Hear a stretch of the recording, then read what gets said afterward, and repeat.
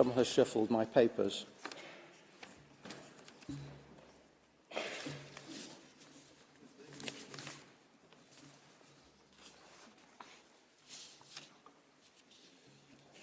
Wow. मित्रों, आज international court of justice में इजराइल ने अपने ऊपर लगाए गए जेनोसाइड के इल्ज़ामात का जवाब दाखिल कराया और उनके वकील ने, बड़ा माहिर वकील उन्होंने किया हुआ है, इजराइल का टॉप का जो वकील है उन्होंने उसको भेजा हुआ है। अब उसने अपने जवाब में कहा कि हमारे ऊपर ये इल्ज़ाम गलत है, हमारी फ़ौज तो हर तरह की कोशिश कर रही है कि हम बेगुनाह लोगों को कत्ल ना करें वहाँ पे। तो साउथ अफ्रीका ने ये जो हमारे ऊपर इल्ज़ाम लगाए बिल्कुल गलत है। असल जेनोसाइड जो हुई है वो 7 अक्टूबर को हमारे ख़िलाफ़ हुई है। असल में हमारे अगेंस्ट एक एक्सट्रीमिस्ट ऑर्गेनाइजेशन ने हमारे ऊपर हमला किया और हमारे बंदों को उन्होंने दबरदूस किया और साउथ अफ्रीका उनकी हेल्प कर रहा है।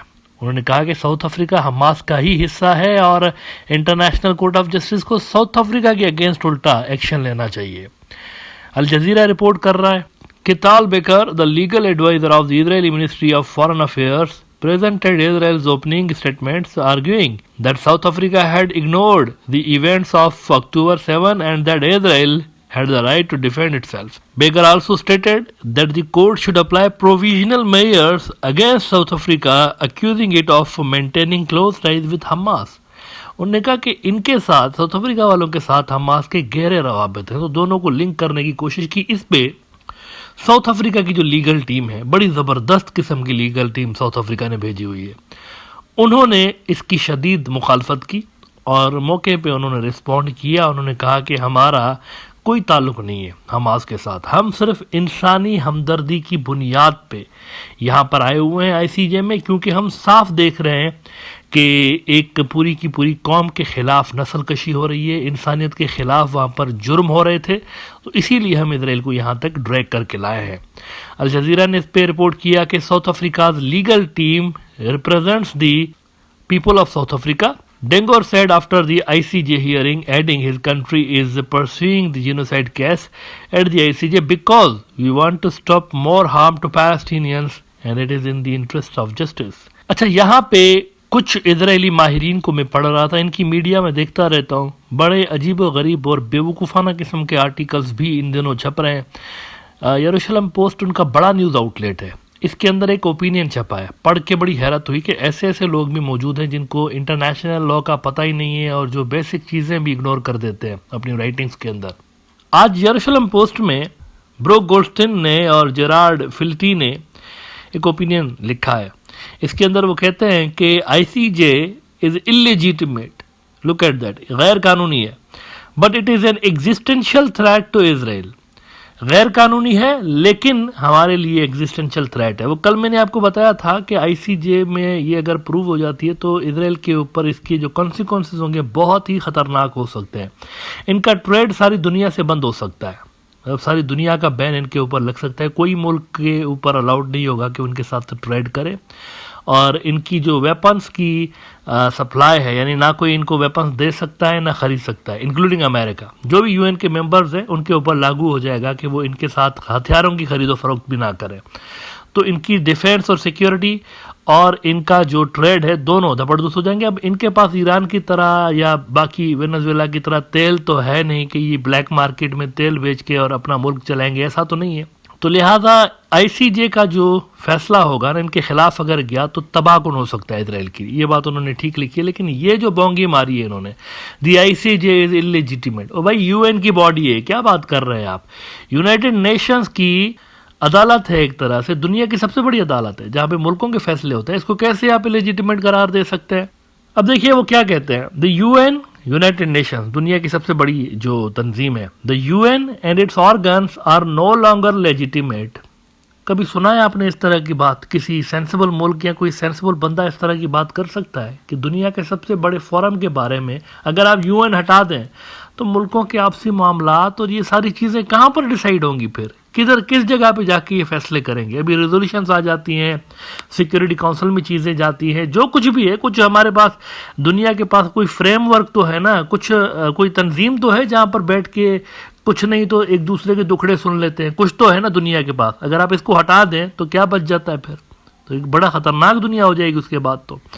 लेकिन जरा देखिए इनके अल्फाज, the UN and its organs are no longer legitimate and allowing this self-appointed world court to exercise legal authority over Israel is an existential threat to Israel and the Jewish people. वो कह रहे हैं हमारे ऊपर इसकी authority आप कैसे impose कर रहे हैं? हमें जाना ही नहीं चाहिए था। वो कह रहे हैं हमें जाना ही नहीं चाहिए था, बायकॉट करना चाहिए था हमें, इस तंजीम का, इस आईसीजे का हमें नहीं जाना चाहिए था। क्यों गए हुए वहां पे?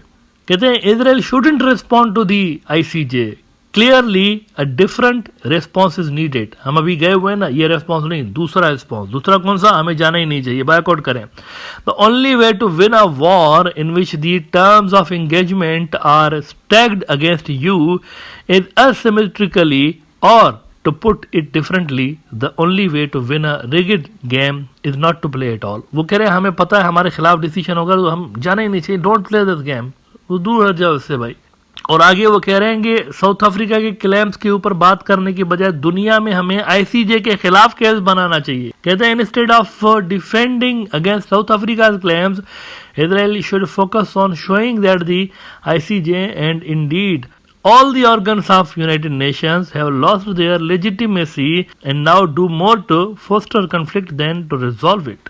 An illegitimate court is not one capable of rendering any sort of justice. The mere fact that ICJ is entertaining South Africa's petition instead of dismissing it outright shows the depravity to which this court has sunk. As the Biden administration made clear, we find this submission meritless, counterproductive, and completely without any basis in fact whatsoever.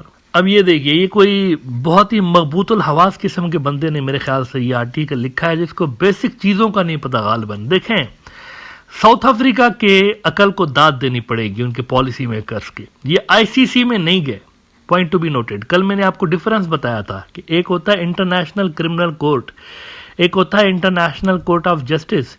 International criminal court के अंदर जो फैसले होते हैं mostly individuals के against होते हैं। International court of justice में जो फैसले होते हैं मोस्टली वो होते हैं मुल्कों के अगेंस्ट, मुल्कों के खिलाफ, आपसी मुल्कों के मसाइल वहाँ पर तय होते हैं। South Africa international criminal court में नहीं गया। क्यों? वहाँ पर ऑलरेडी एक तो फ़लस्तीनी अथॉरिटी की पटिशन पड़ी हुई है, काफ़ी अरसे से लेके उस पर फैसला आना है। महमूद अब्बास वाली फ़लस्तीनी अथॉरिटी गई हुई थी वहाँ पे। और दूसरा ये कि इजराइल उसका सिग्नेटरी है ही नहीं, इजराइल नहीं मानता इंटरनेशनल क्रिमिनल कोर्ट को, वो उसका सिग्नेटरी नहीं है। तो आईसीसी की रूलिंग जो होती है, ज्यूरिसडिक्शन जो होती है, वो उन मुल्कों पे अप्लाई होती है जो उसके मेंबर हैं। तो जब इजराइल उसका मेंबर ही नहीं है तो इजराइल उसकी रूलिंग या उसकी ज्यूरिसडिक्शन जो भी होगी क्यों मानेगा उसको भाई? जबकि आईसीजे जो है इसका इजराइल सिग्नेटरी है, यूनाइटेड नेशंस की बॉडी है, इजराइल ने इसको तस्लीम किया हुआ है दुनिया के बाकी मुल्कों की तरह। तो इसकी जो ज्यूरिसडिक्शन है वो इजराइल के ऊपर अप्लाई होती है। आप अगर नहीं भी जाएंगे ना, वो कहते हैं बायकॉट करें, बायकॉट कर दो, आपके ऊपर मजीद प्रॉब्लम्स आएंगी। इसके जो लीगल कॉन्सिक्वेंसेज है वो मजीद शदीद हो सकते हैं ना जाने की सूरत में। तो this was not an option. दो ही ऑप्शन थे, या तो आप जाएं और फेस करें, या तो फिर आप तैयार रहें कि आपके वहाँ जाने के बिना ही आपके खिलाफ फैसला आ जाए। कोई और ऑप्शन था ही नहीं यहाँ पे। तो जिसने भी ये आर्टिकल लिखा है अजीब सा बंदा है, इसको कोई कुछ पता नहीं गालिबन, ये ऐसे ही बस इंतहाई किस्म का अल्ट्रा नेशनलिस्ट नहीं होते जो कि अक्सर फैक्ट्स और फिगर्स को भी स्किप कर देते हैं और बस अपना ओपिनियन जो है उसको साबित करने की कोशिश कर रहे होते हैं। It won't help Israel, boycott कोई ऑप्शन नहीं है यहाँ पे। लिहाजा नाजरीन, ये बड़े एक तारीखी लम्हात है अगर आईसीजे का फैसला इजराइल के खिलाफ आता है, जिसके चांसेस बहुत ज़्यादा हैं। तो जैसा ये इजरायली न्यूज़ आउटलेट में लिखा है ना कि हमारे लिए एग्जिस्टेंशियल थ्रेट होगा, ये बिल्कुल सही बात है। ऐसा ही हो सकता है अगर इनका फैसला इजराइल के खिलाफ आ जाता है तो।